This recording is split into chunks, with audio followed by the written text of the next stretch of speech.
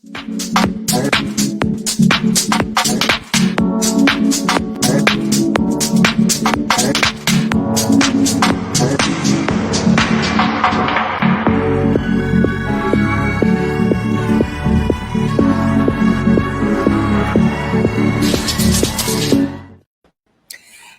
my Facebook and YouTube family. Thank you Hi. for joining us today.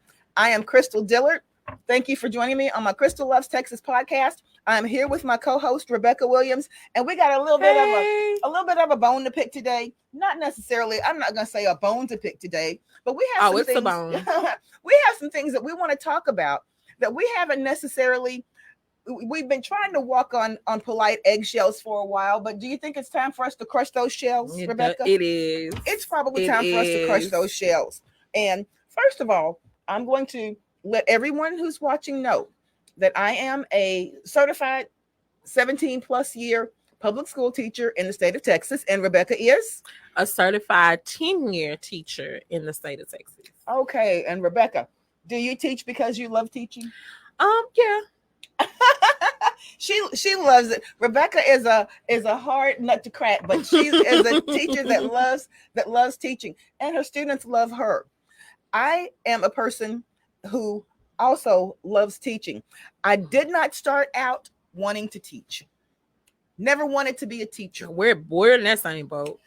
I never wanted to be a teacher because when I was coming along, which is a different generation from when Rebecca was coming along, my mother told me, and she wasn't doing this to be mean. She wasn't doing this to be rude, but it was the way that she was taught. She said, Crystal, you major in what you want to and you pursue that dream, but make sure that you always get your teaching certification while you're in college, because you'll always have something to what? Fall back on. So I got that same spiel too. So I think it has to do a lot of times maybe with the African American community. And it just a real brief history lesson on that, because that was the only jobs that African Americans could do. Teachers and nurses. Teachers in nursing. Like that was the only job. Funeral director. Right. But professional jobs. Yeah, professional jobs that required education. The only thing that people could do was teach school. I mean, there really weren't any doctors or lawyers because they couldn't do it. They couldn't. So being a teacher was an end all be all leading up until 70s and 80s. And a very respected position back then. So, Rebecca and all of my YouTube and Facebook family watching, I really wanted to delve into this today because I knew that in having Rebecca here, she wasn't here last week, but in having her this week, we could really go ahead and peel the layers back on this, because at this point, the layers need to be peeled back. Yes. because there are some things that we're seeing that we really shouldn't be seeing right now. Exactly. The first thing that I want to say, Rebecca, is that I titled this the HISD Experiment, the Long Road Home. Now, I want to clarify something. An experiment, basically, I'm not a science teacher, and Rebecca is not a science teacher. We're social studies teachers, but I hated science. But an experiment is something that has not been done before, and that we're trying something new to see what the outcome may be. That's the nature of an experiment. All of my science teachers out there, I'm hoping that I'm right with that. If you're a science teacher, I'm going to pull up those comments. If you're a science teacher and you've got a better explanation for an experiment for us, please feel free to let us know exactly what that is. But what I want to say is this: what we entitle this show is The Long Road Home. And first of all, in the third largest public school district in the United States. No, seventh in the United States. Number one in the state of Texas. But in one of the top 10 largest school districts in the United States. How did we get here? Rebecca, your take on it. And then I'll tell you my take on it. Well, one is because we're in the South. So, and I hate to say this, education is not a priority in the South. It used to be at one point in time, but education is not a priority. And I say that because everywhere in the South, from Texas all the way to Tennessee, education budgets has been slashed Right. over and over and over again.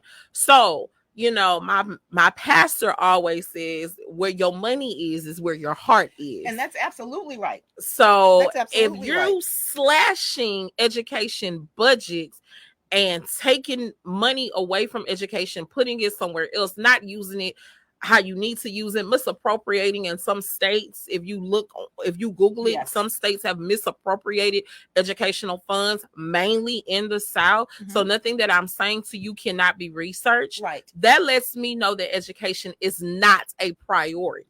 And Rebecca is an excellent researcher. She does her homework.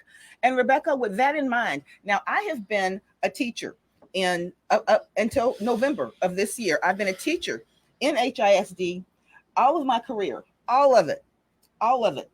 And I will say this, and I am sure many teachers who teach in HISD, teachers, if you're out there and you're tuning in, please comment on this. None of us who've been in this school district for any amount of time, 5 years or more, would disagree that we knew that something needed to change. There needed to be fundamental changes made in order for our students to be able to hit the measure that was put forth for them to hit. Not necessarily that measure was a fair measure, right? But it's the measure that was put before us that we need to hit. Now, with the State Board of Education, we need to be able, as educators, to sit down with them, and educators need to be the ones coming to the table to help write some of these standardized tests. That's important. We've said that for the longest. It doesn't simply need to be some college professors, a board of people writing these tests. We need to come together and being the ones who sit with our students every day, who know how they speak, who know what their personal life experience is, their frame of reference. We need to be the ones that come together and help to put these tests together. I think that's only fair.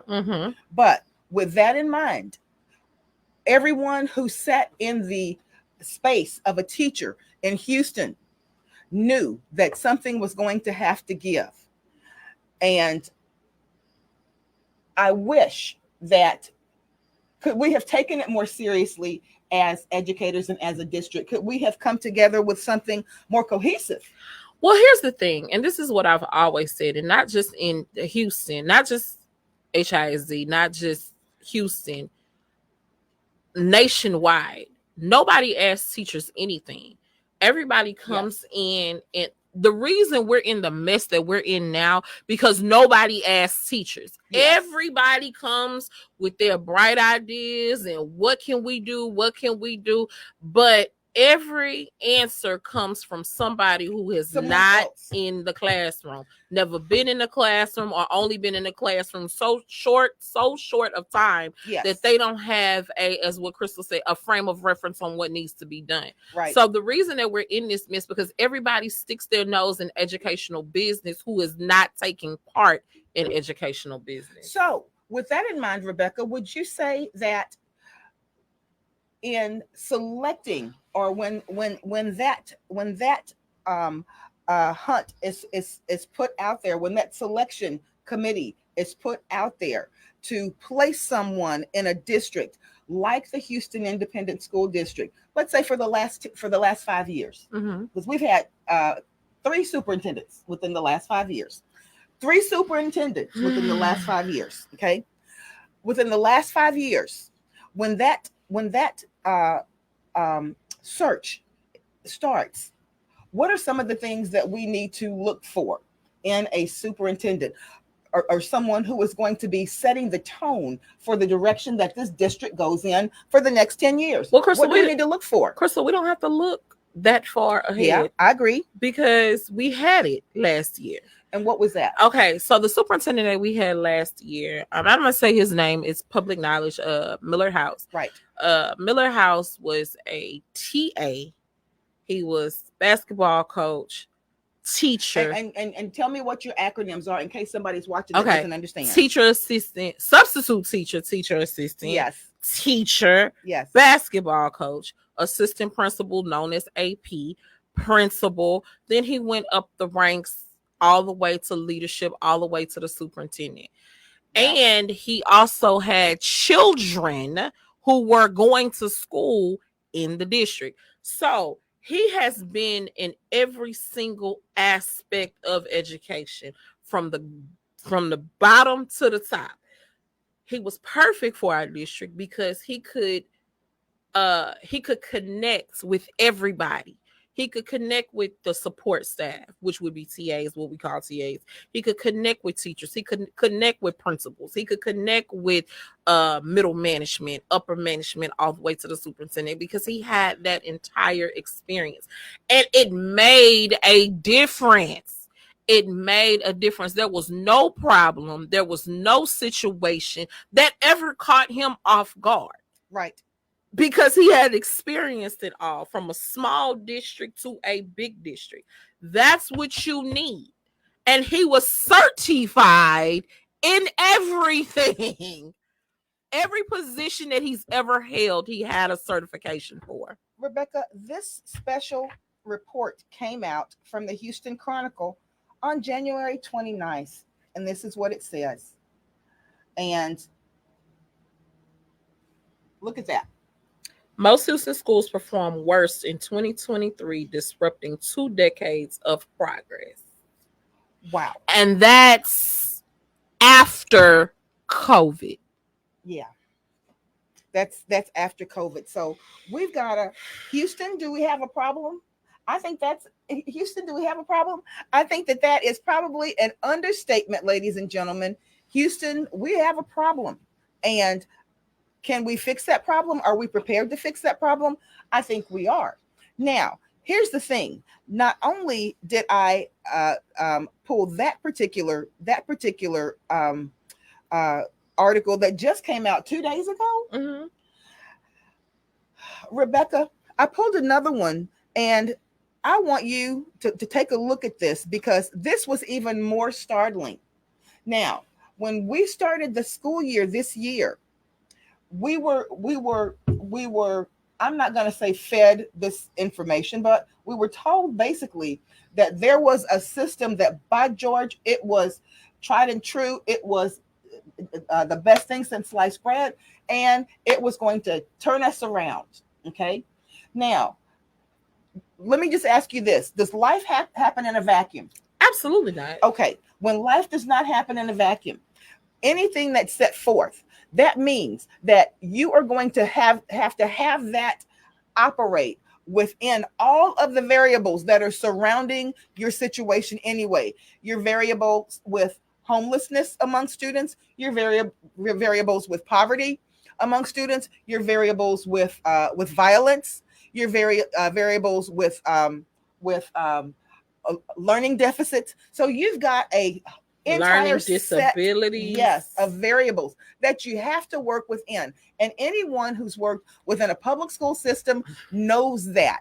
Before, Rebecca, as history teachers, and I'm going to say this for math, science, English language arts, and electives.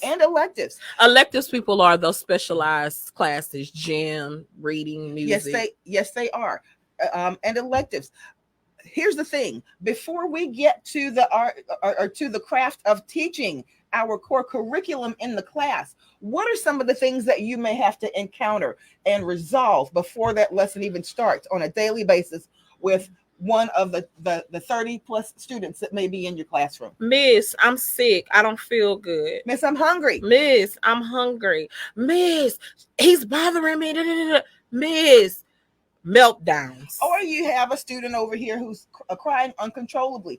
Basically, what I'm saying is that life happens in the classroom. Yes. Life happens in the classroom. And if you don't believe that, you need to go and volunteer and substitute in your public schools. Anyone who has a question as to what teachers endure on a daily basis, anyone who has a question about that, you need to go and volunteer. I implore you. Even if you don't volunteer, sign up to substitute. I have sat with children who had anxiety meltdowns. I have sat with children who have passed out in my classroom because of drug overdose. I have sat with it's the gamut. It's the gamut. And this is before, write your name on this paper. This is what we're going to do today. And Rebecca, you know, if there's one thing that I remember, at the beginning of the school year that was said to us is that, and we had a big, I'm not going to say it was a huge convocation type situation over at I just call it a glorified professional development, because that's what it was. Well, but professionally, what did you learn? Nothing. Okay. I'm just we're just gonna put it out there. Now, the thing about it is, in the different breakout sessions that I went into, a lot of the same thing was being said, and there was a lot of contradiction happening in each one of the things that were being said, even between the people who were presenting. And not anything that, you know, nothing against the presenters, but the presenters only presented what they had to present. Here's the thing, Rebecca, if what we're saying right now was not disturbing enough, ladies and gentlemen, we were told that our curriculum, the curriculum that we use, would be provided for us, and we had to do nothing but plug in that slide deck every day and use it and teach. Well, once the school year got going, now we thought that all of this had been vetted. Mm-hmm. Okay, nothing had been vetted. Once the school year got going, it was very quickly did we see that there were many mistakes. These lessons that were presented, I cannot speak for anything else. I can only speak for my subject matter, which was 8th grade U.S. history. Many of the lessons that were presented were disjointed. Mm-hmm. We had a social studies curriculum and department within the district for the last 10 years basically, I'm going to say it like this: it was tried and true. Everything that needed to be in there was in there. The way that the lessons had been developed was in a way that the teachers were able to sit down when they went to their professional development and go through the lesson exactly like they would go through it in the classroom. You would do in your professional development exactly what that student would do, and we'd do it real time. So we'd have some bad actors in there, and they'd play the bad actors and all that kind of thing. Most of the time. But you went through a professional development so that you could see what the flow was of that lesson. It was very, very quickly that I found out that in my particular discipline, which is a tested grade level, that they had tried to double up 2 45-minute lessons, two 90-minute lessons, 2 90-minute lessons, and put them into a 45-minute time frame. Well, when you have two 90-minute lessons and you try to put those in a 45-minute time frame, are you going to leave some things out? Of course. You got to get through it. Are you going to have time for any questions at all? Nope. Because you got to get through it. That's right. Are you going to have time to walk through and help the students do what they need to do and address any shortcomings that the students may be running into? Again, no, because you got to do what you got to do. Okay. You got to get through the lesson. That's what I mean. Absolutely. Are you going to have time to go back and reteach? Oh, no. Okay. And, just one more thing. Let me say this. Rebecca, have you yet had a professional development this year? Have you gone to a professional development? I have. I've gone to a couple. Okay, you've gone to some. And what were some of the things that you were able to bring from that? That you weren't already using, or that you didn't know?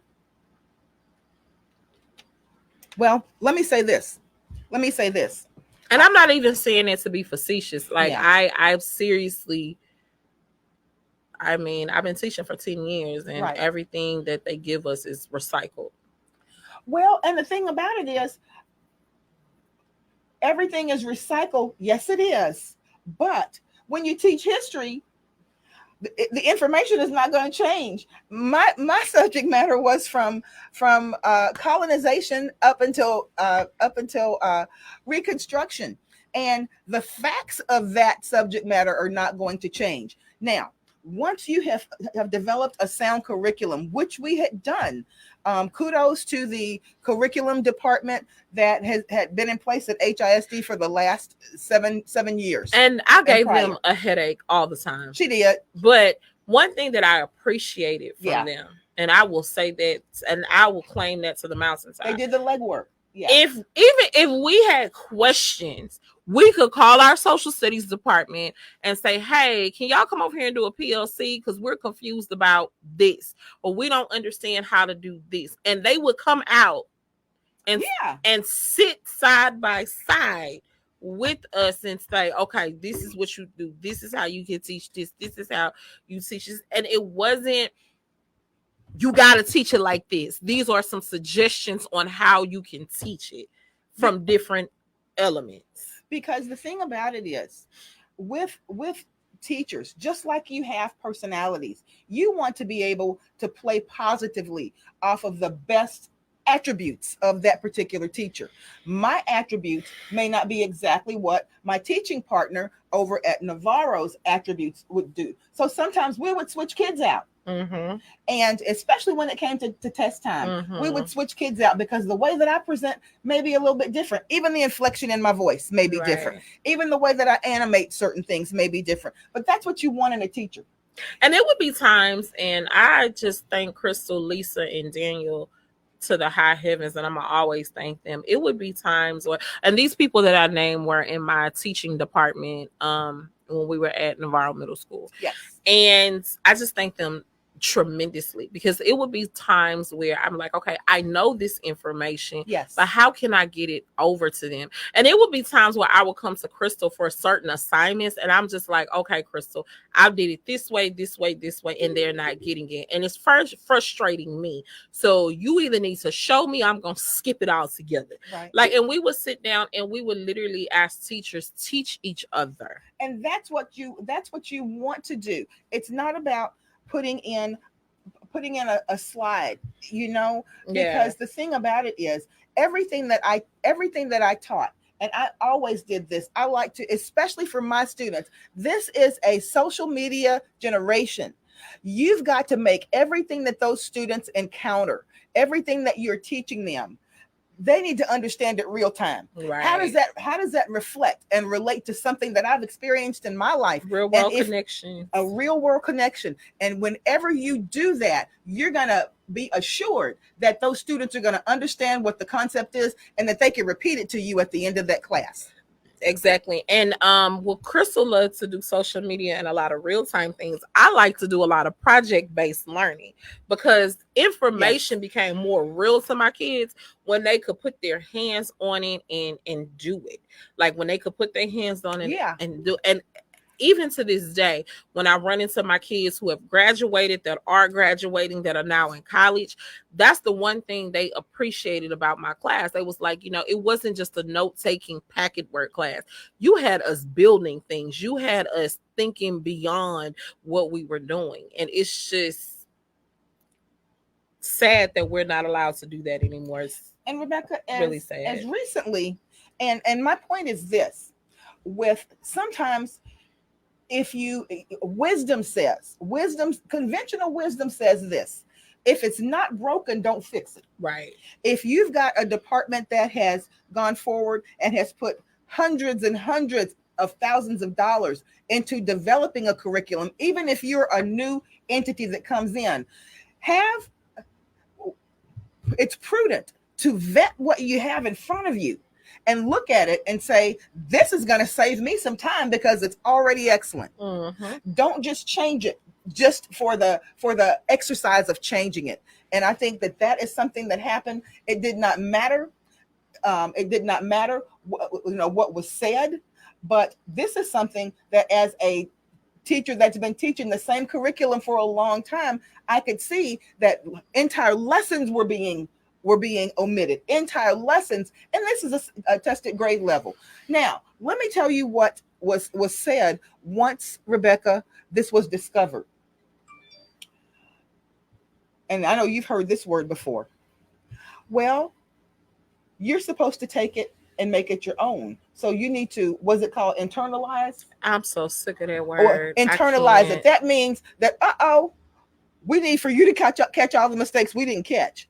So first of all, you've got something that it's stated that it's just like it is. We don't want you to change anything because our professionals have gone forward and they have made this the best that it can be. Well, obviously, when something isn't vetted, when you are professional, and when your job is to make sure that something is the way that it needs to be disseminated to those students in the most effective way, what you need to do is you sit down, you be the student, and you go through that lesson. Let that lesson be taught to you, and you can kick out all of the kinks in it when you do it that way. Somebody said, another teacher said on a group that we're all on, and it was so poignant, and I wish I could just like the comment forever. You cannot internalize somebody else's ideas. You can't. This is why the internalizations don't work, because if somebody is putting something together for you, I can't, unless you I don't know what's in your mind, right, unless you verbally express to me, and even then I still can't internalize what you're saying because it came from you. And Rebecca, that's not even my point. My point is this: I was always taught this way. What is honorable to do? If you've made a mistake, you step back and say, you know what? This was a mistake, and we need your help in correcting this mistake now. And we value your knowledge, we value your expertise. Let's get this together and make it right. That was never said. And one teacher told me that something was told to her where you're the expert in the room, so you should have fixed it. If you saw it was a mistake, you should have fixed it. That's not what. Well, you know what? And that's called passing the buck and not ever wanting to accept responsibility. I was like, wow. Yeah, that's called passing the buck and not wanting to accept the responsibility. When it's in your face, what you presented was wrong. You made a mistake. You dropped the ball on this. Now, let's go back to what we had before and let's take it from there. That would be the way to do that. But it's been, what I've noticed, it was a culture of passing the buck. And someone, I'll never forget, this was said. This was the new acronym. And it was said, an administrator said this: our new acronym is FIO. And you know what that is? Figure it out. So that's how. So that's the. So what if I'm a brand new teacher in the classroom? That's the expertise, and I've never taught before, and yeah. This is my first year in the class. I've never had any teaching experience, right? Ever, or real teaching experience. Is that what you tell somebody? FIO. Figure it out. But Rebecca, I want you to take a look at this, because this absolutely was egregious. What does that say? Lesson plan asking if slavery should be legal sparks outrage in Texas school district. That's interesting. So now, the last time I checked, I didn't see anything in I taught 7th grade too for many years. I taught 6th grade. Okay. So I've taught all of the middle school disciplines, all of the middle school grade levels. I never, in any of my documentation, any of my curriculum, any of my textbooks, did I ever see that question even posed in this day and time. Because we all know, if it's one thing that's universal that we know about slavery, is what? That is horrible. It was a horrible institution. So why would you pose a question like that? How would a question like that even get past a curriculum staff? And when I saw it, I said, okay, maybe I'm not reading this correctly. Okay. And you can't say keep it in context. No. Maybe I'm not reading this correctly. And then that was another thing I thought to myself. I said, well, maybe it's a context question. I said, okay, it's history. Think of the time period. And what did you come up with? I said, okay. I tried to rationalize it.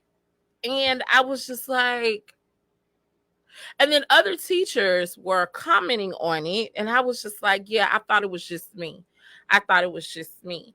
And I skipped it for the most part because I was like, I'm not doing this. Could that be anything like the PragerU little cartoon at the beginning of the year talking about Columbus? And then it's better to be a slave than to be killed. No, right. And then what in the world? I thought about the 8th grade lesson that also struck controversy this year, where they had very specific sexual positions in. What class was this? This was ELA reading. Okay. And they were reading a story in one of the passages, and it explicitly talked about sexual positions.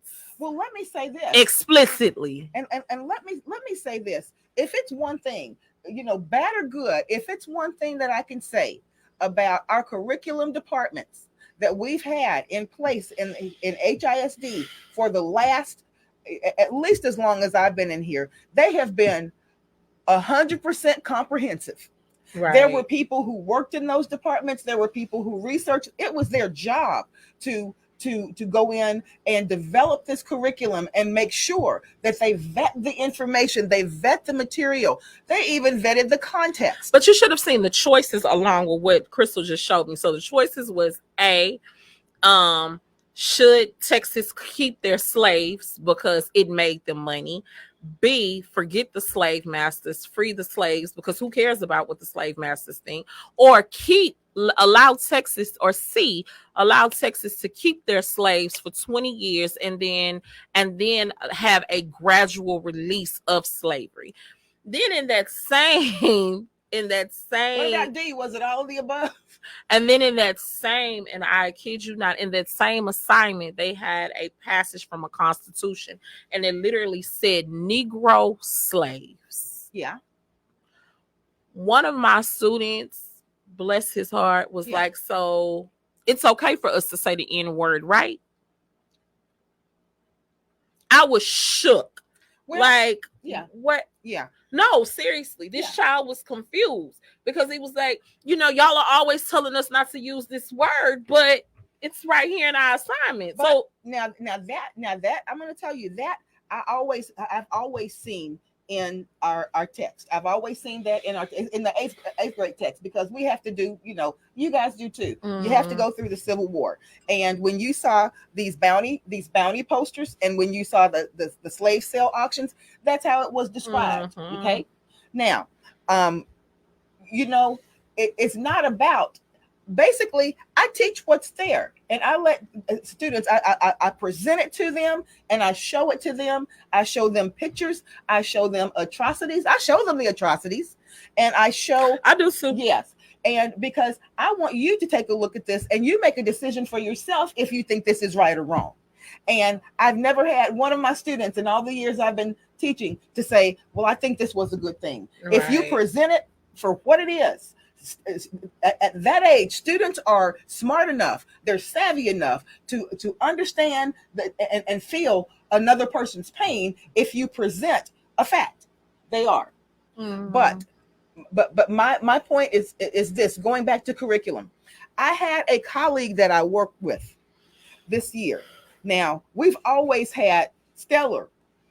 They have not been without challenges, but for the most part, they have been stellar curriculum departments, okay, who presented stellar professional development. I can say this for social studies, right? Okay, and we were given an opportunity at least once a month to go in with our colleagues and role play and vet different lessons and exchange ideas. And once a year, we had something in social studies called For Teachers by Teachers, mm-hmm. where teachers who had found interesting and savvy ways to present information were willing to share that with their colleagues. And we went down to the administration building that spring, and we sat down for the whole afternoon, from the morning till the afternoon. Late afternoon. And we went through, we got to pick which workshops and breakouts we wanted to go into. And I was able, from that particular professional development that I went to every year, I never missed a year from the time that I started with HISD. But from that particular professional development, I was able to develop a relationship with an organization called Constituting America, and have my students and be able to bring that organization down and present the Constitution in real time, ways that affect them today. They came down and did that in my classroom. These are the kind of things that make the students remember what a history lesson is about. Yeah, and also because of Crystal's political connections, I because of her political connections, because you guys know she ran for state representative at one time, we got to connect with so many politicians. We got to connect with so many judges and state representatives and council people. I mean, the gamut on the political scene. And a lot of these were minority. A lot of them were minority politicians. Right. And I was like, okay, I want to do a Black, for Black History Month. I wanted to do a African American, a look at African American lives, and to show my students that you can be, much more, and you can dream and aspire more. And these same people who ran for office and have been in office come from your exact backgrounds, most of them. And you're absolutely right, Rebecca. You brought many people into your classroom. And students, I remember our colleague, I'll say his initials. He may not want me to say his name. DS. Oh, he doesn't care. Okay, well, I'm going to say DS. Every year, he did a program that was called Mock Trial, where he got students together. And the students studied with lawyers who came into the school for weeks, and they were able to present a mock trial. And do you know a lot of those kids got scholarships? Absolutely. In mock trial. Because they participated in mock trial, and those lawyers kept up with those kids, they were able to get big time scholarship money, academic scholarship money, for a lot of those kids who college was a distant dream.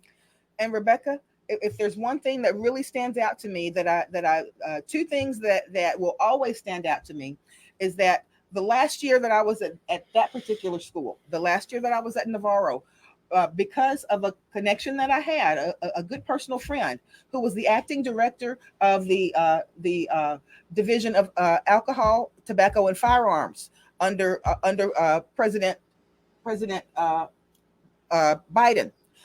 We were able to get him and his entire team to come down. What do they call it? Not a brigade, but his entire team, the Secret Service, everybody came down, and they were able to sit in front of our students. And I have a security clearance because of that. We had to get security clearance and everything. Yeah. But when we brought the director of the ATF down to sit and talk to our kids, and this particular guy came up just like most of our students. He was not from the greatest of circumstances. He was from a small urban community, and he had become basically the top cop in the U.S. We had the sheriff's department come out with their Homeland Security team, and they brought their pursuit boats out to show exactly how they maneuver, and when they have to protect someone who's coming in by sea or anything like that, or when they have to go out on different excursions and assignments that have to do with Homeland Security in the water. Everything was able to be pulled together, and we were able to do that. And I think that the superintendent came out. He was a part of it. Mm-hmm. And we had several county commissioners come out. We had several city council people come out to be a part of it. And these are the kind of things that those students remember. Yeah, and I remember when LULAC, I worked closely with LULAC. Yeah, Black girl working with LULAC. Yeah. I remember LULAC coming in with DS. and we were teacher mentors, and we were bringing so many different projects to the school. The gardening club, these children had never touched dirt outside of being 3 and 4 years old. Right. Planting, I mean, they were literally planting vegetables, Yes. planting, they were able to attend a garden. These kids came on a Saturday. You know, these kids don't like getting up out of their beds on a Saturday to go to school, Yes. but they were coming in droves to tend to the garden. Yeah.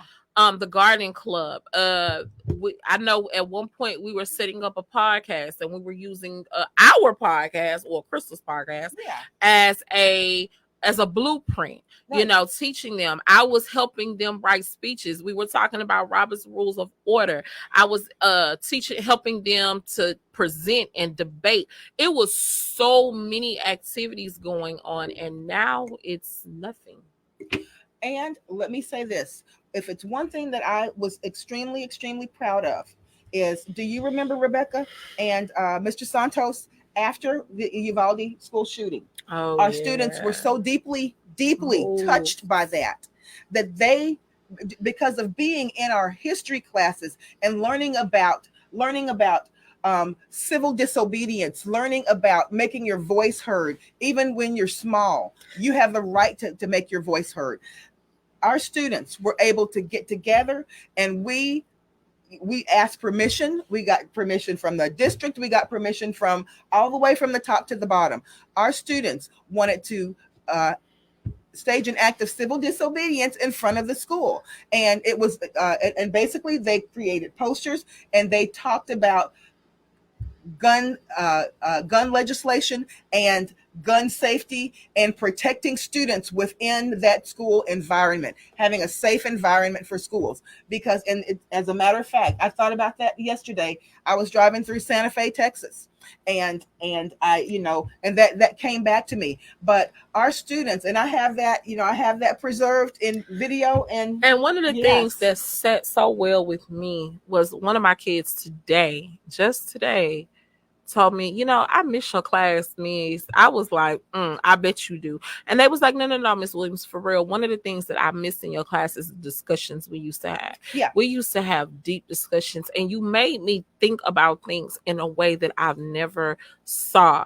And as I continue to go through the world, and I'm seeing a lot of things on social media, right. Everything that you taught us was like, it's coming. It's almost like it's coming to the future. And that's what it's about. It's about creating students and young people who can go, who can think and go forward and make sound decisions that are going to affect my life and your life and the lives of everyone around them. I was telling one of the higher ups, and I tell Crystal or anybody any day, as much as I complain about my job, and I complain a lot, but one of the things that I signed up for in teaching, and I always said that if I couldn't do this anymore, it would be time for me to leave. I just didn't want to teach kids about dead people and dates. That's right. I wanted to be the type of teacher, and I know this sounds cliche, but this is how I really feel. I wanted to be the type of teacher that made citizens of the world. Yes. I did not want to just teach dead people and dates. When my students left my class, my goal each year in and year out, what impact have I made on their lives that would make them citizens of the world? Yes. I told my students about voting in the legislative process. That was my whole intention. My intention was never to teach from a script. Yes. And even if I had to teach from a script, I wanted to make sure that my students were students of the world. I wanted them to make sure that they were lifelong learners. That was my goal. I've always wanted to plant that seed. Yeah. Always question the world. Always figure out what your place is in the world.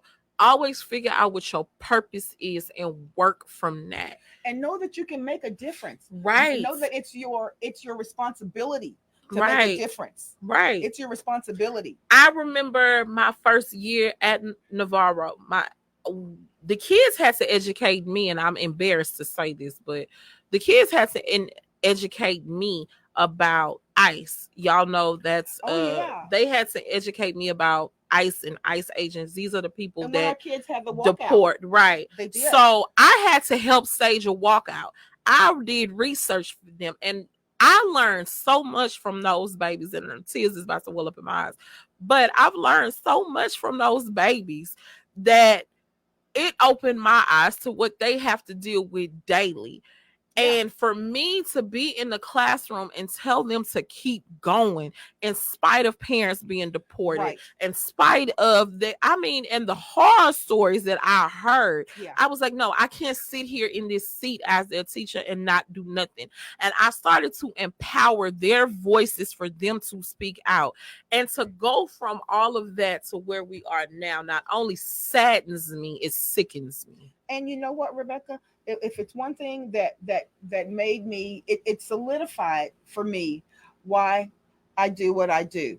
I remember this was the year that we were the year of the campaign, and we were over at a specific multi-service center in a part of town that was in the district that I was running in, and I had a person come up to me and say, and we were out campaigning. We had our signs out, and we had on our little. I was running and flagging people down. Yeah, we were out campaigning. It was voting day, and it was election day. And a student came up to me. He was holding a sign, and he said, "Miss Dillard." I said, "Yes." He said, "Do you remember me?" I said, "Oh," because I always remember their eyes. Now, mind you, the last time I saw many of these students, they were kids, and now they're adults. But he said, "It's me. My name is Mauricio." I said, "From Ortiz." I said, "Yes, Mauricio, absolutely. I remember you." And we started reminiscing. He said, "Well, I'm running for judge." And I mean, I was absolutely, tears almost came out of my eyes, because he's a public defender now, but he was running for district judge. And I said, you know what? There's a reason why I do what I do. When I see the impact, so we took a picture, we immortalized that, the student and the teacher. I could see that we have got a successful young man from not the best circumstances. He was an immigrant. He came to this country as a young person, and he is now in a position where he's running for judge. And that was so meaningful to me, because from what I understand, Rebecca, there are not any competent teachers in HISD. Isn't that correct? Yeah, of course. No one's competent. Nobody is competent. So the incompetency somehow was able to direct this young man on a path to become a candidate for district judge. And one of my friends was telling me a story. She's also a teacher in HISD. She had been teaching for 19 years. She was a science teacher, and she told me about a story about how this little girl, she used to fight tooth and nail with this little girl. The girl stood up in her face and cussed her out multiple times. Mm-hmm. But she said it was just something about this little girl that just would not let her go, keep her close to her heart. Yeah. Long story short, the girl that hated science just got her white coat at Howard University. Yes. Just got her white coat at Howard University, and is on her way to one of the top medical schools in this country. The same little, and she said, "Girl, I'm taking off work. I don't care what nobody has to say, because I have to see my baby get her white coat." Yeah. And she said, and I used to fight with this girl to put her name on the paper. And now she is getting ready to go to one of the top medical schools in this country. And that just that goes to show you, when I hear anyone make a blanket statement that according to a test score, there are no competent teachers in the in Houston Independent School District. That is really, it's interesting, and that says a lot about integrity itself. It says a lot about transparency, and it says a lot about propaganda. Yeah. But I want to say this. Rebecca, there's only one way. I hope that my teachers out there, will share this podcast. Oh, they will. They will. I hope that they will share this podcast, and let me tell you why. Because regardless of what side of the aisle you sit on,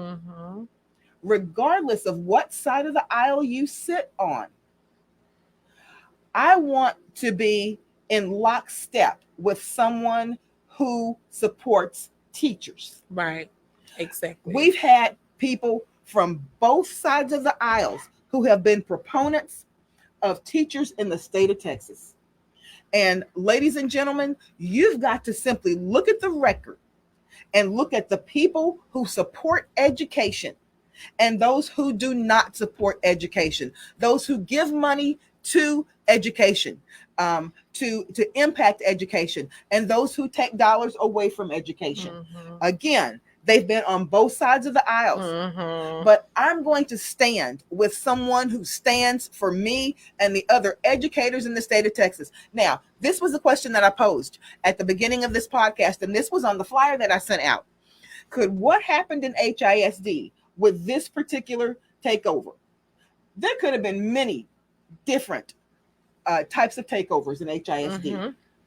But what we got, was it one that we can see success being at the end of the road, or would something else possibly have made a different impact? I think something else would have made a different impact. Do you think support of teachers would have made a different impact? You know what? If we would have just been brought to the table, Yes. if we just would have been brought to the table, and I don't say this just about HISD, Yeah. I say this about, because as sometimes, we can't see the forest from the trees. Right. I'm one of those sometimes.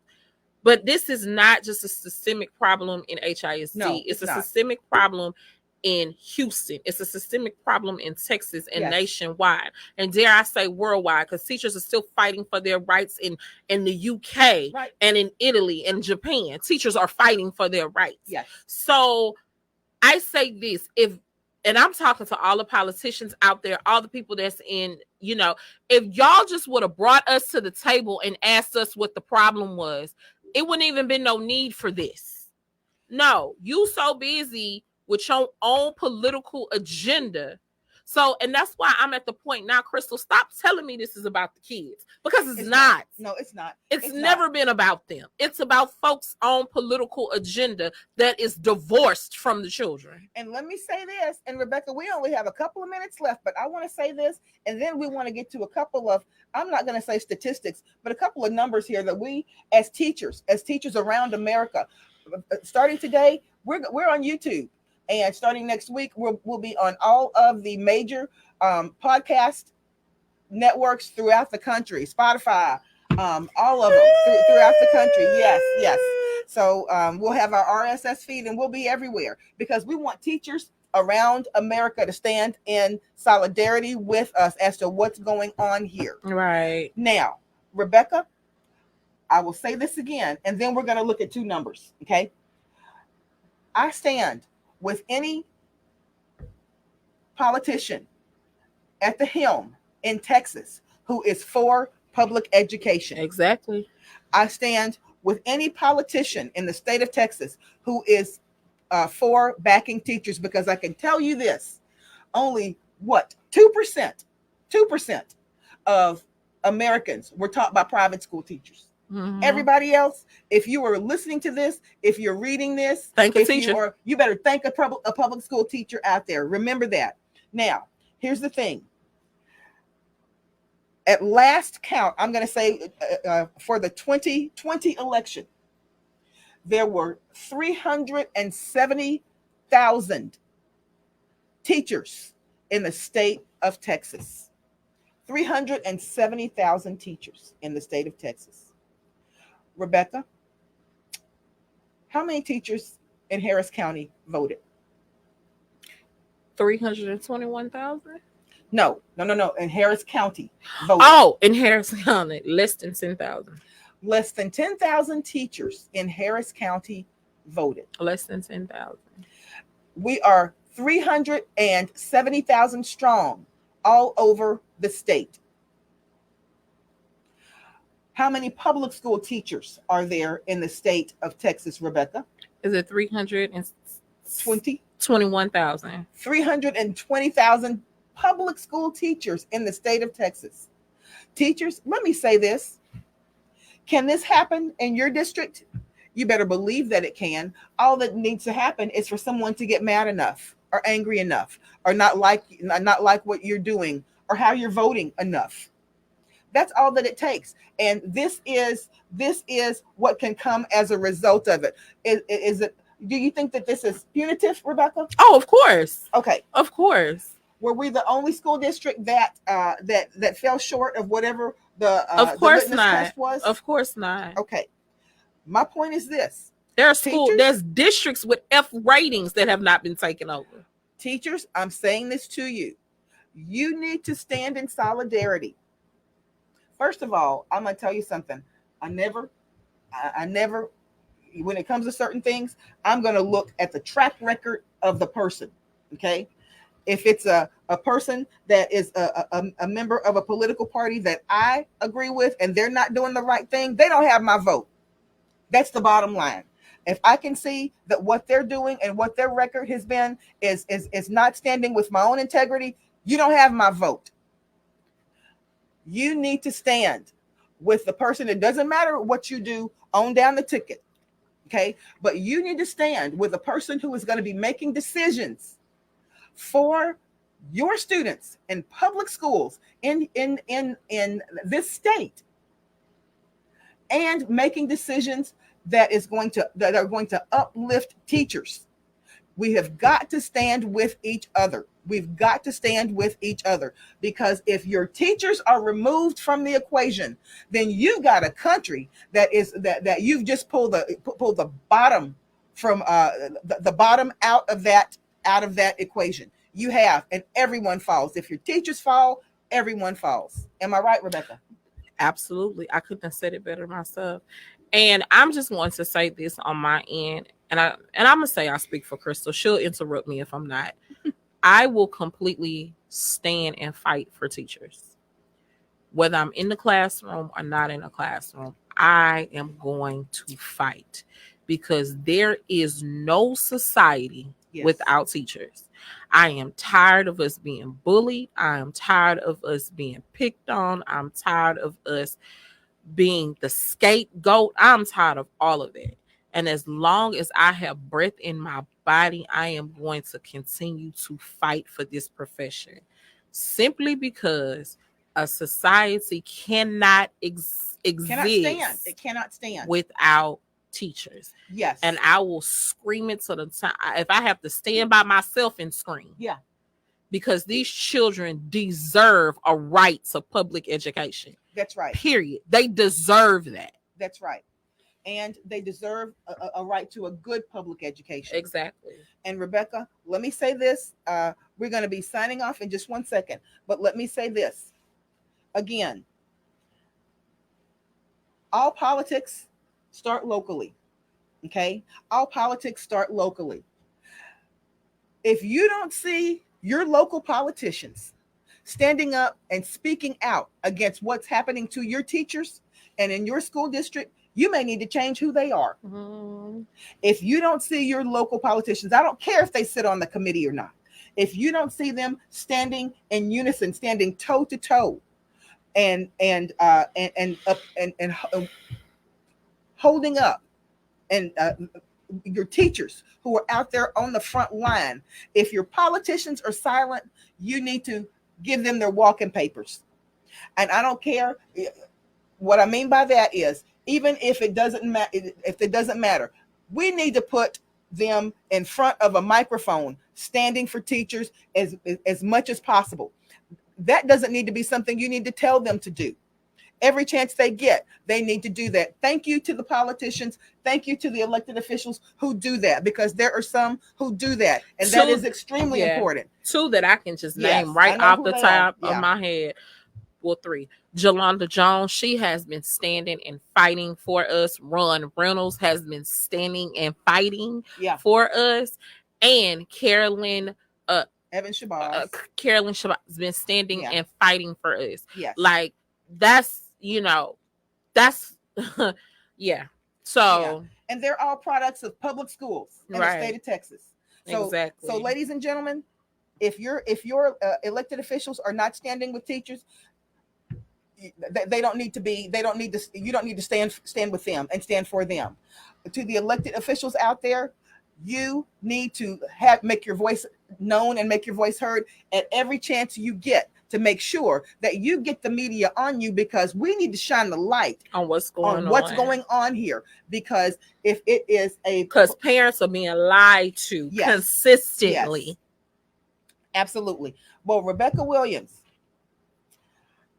I hope this didn't sound like a gripe fest, guys. I don't think that it did. And if it did, whatever. But I don't. But here's the thing. What we are saying is absolute fact. Right. And I will say this, and I want the record to stand for this. I love my school district. I love it. Okay. I wanted my entire career to be in that school district.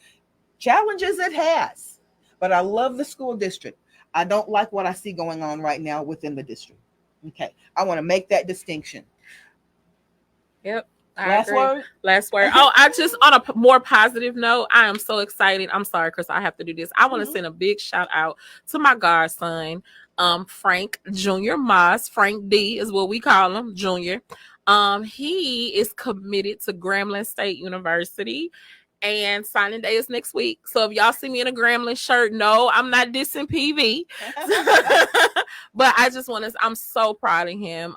It's been a journey for him to get to this moment, and I'm just so proud of him so much. So I think, Junior Godmommy is so proud of you. So congratulations. You finally committed. It's done, and we can move forward. I love you, and I'm proud of you. Awesome. And again, I'm gonna implore all the teachers out there. I want you to put a comment in those comments. If you have some things that are concerns to you, that you've seen change in a way that are not going in a positive direction for your students, you need to make that known. You need to make that known. Again, starting next week. Well, we started with YouTube today. We are streaming live on YouTube also, and we're going to be on all of the major podcast networks starting on next week.